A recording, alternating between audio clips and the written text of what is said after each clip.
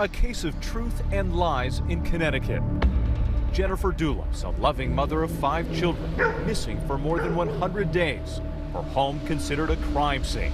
Her disappearance, a mystery police think they are close to solving. The main players in the disappearance of Jennifer Dulos have been arrested again. They surrendered to face new charges. Yesterday, Fotis Dulos, Jennifer's estranged husband, taken into custody for a second time and again charged with tampering with evidence in her disappearance. There's not much here that we hadn't heard before, and I question the wisdom of these charges at this late date. We intend to plead not guilty to these charges. It's an exhausting fight. I love my children. Police seem very interested. They do, but where's the murder charge?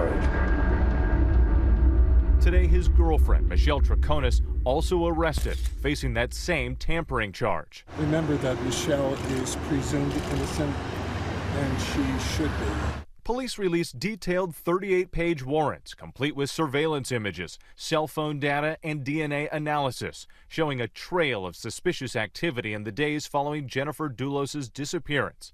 Critical new evidence includes Traconis admitting that she had not been truthful during previous questioning. The detectives have slowly built what appears to be a circumstantial case against Fotis Dulos. They clearly think that he committed the murder, but they want to put all the pieces together before officially charging him with that crime. The mystery started in the wealthy tree-lined suburb of New Canaan, Connecticut.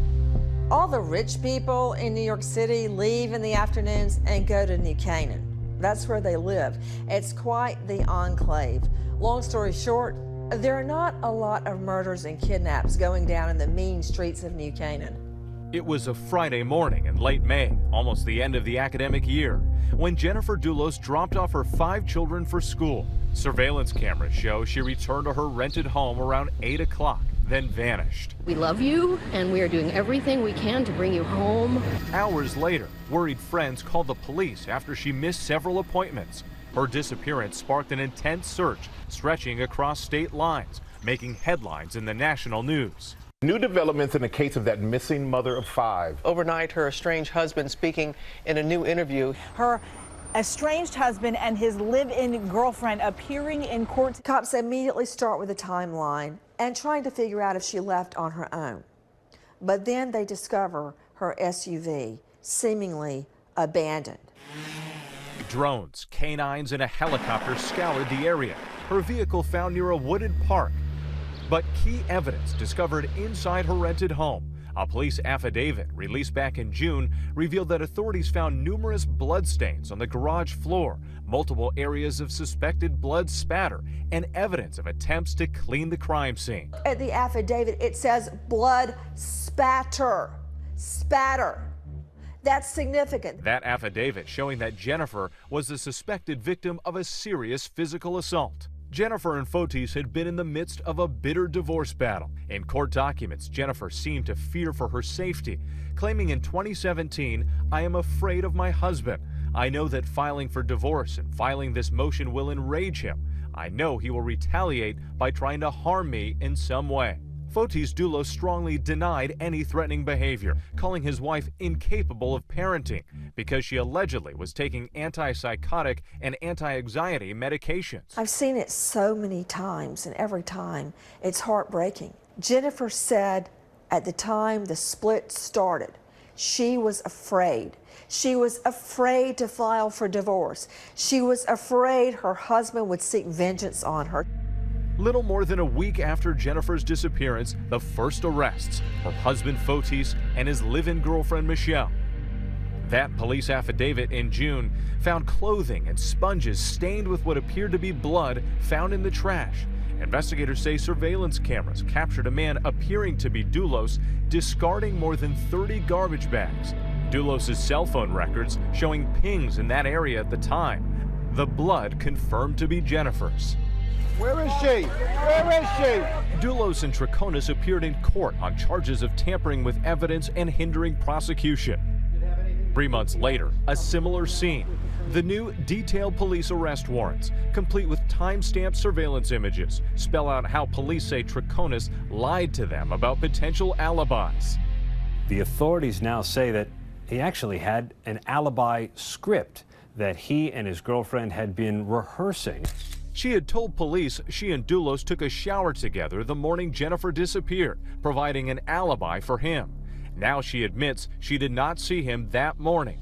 Instead, police believe Doulos was at Jennifer's house, lying in wait. What's so significant isn't just that she's talking to police, but it sounds like she's offering incriminating evidence. The minute he loses her as his alibi witness, a lot of his defense gets much, much weaker. Investigators also say Doulos borrowed a coworker's red Toyota Tacoma. DNA found in the seat of that truck was matched to Jennifer's, something the police brought up when they questioned Troconis last month. She also was asked about why that truck was taken to be washed and detailed, and she told the police, well, you told me there was blood there, so it must be because Jennifer's body was inside that truck. This tragedy, just the latest in a string of cases in what were once romantic relationships turned violent. In August 2018, police in Colorado were conducting an investigation into the disappearance of Shannon Watts and her 2 little daughters. Did you physically cause Shannon's disappearance? No.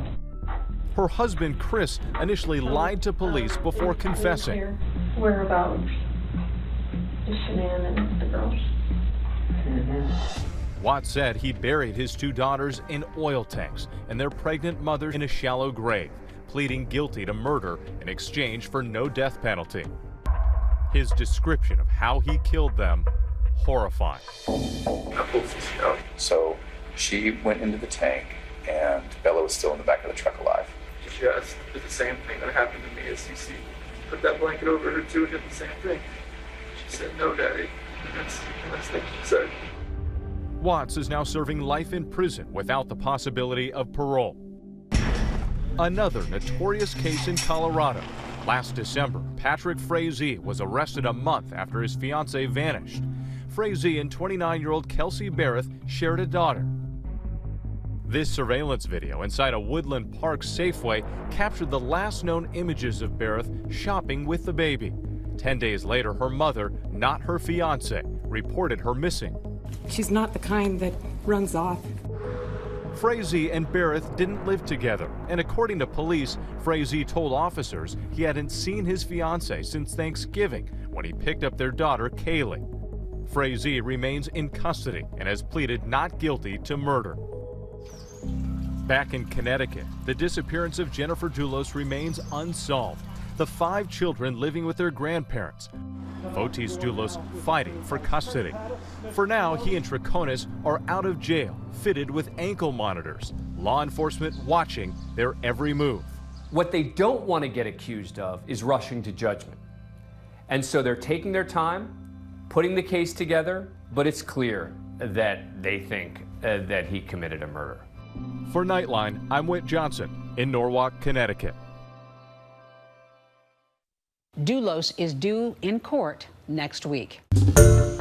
Hi everyone, George Stephanopoulos here. Thanks for checking out the ABC News YouTube channel. If you'd like to get more videos, show highlights, and watch live event coverage, click on the right over here to subscribe to our channel, and don't forget to download the ABC News app for breaking news alerts. Thanks for watching.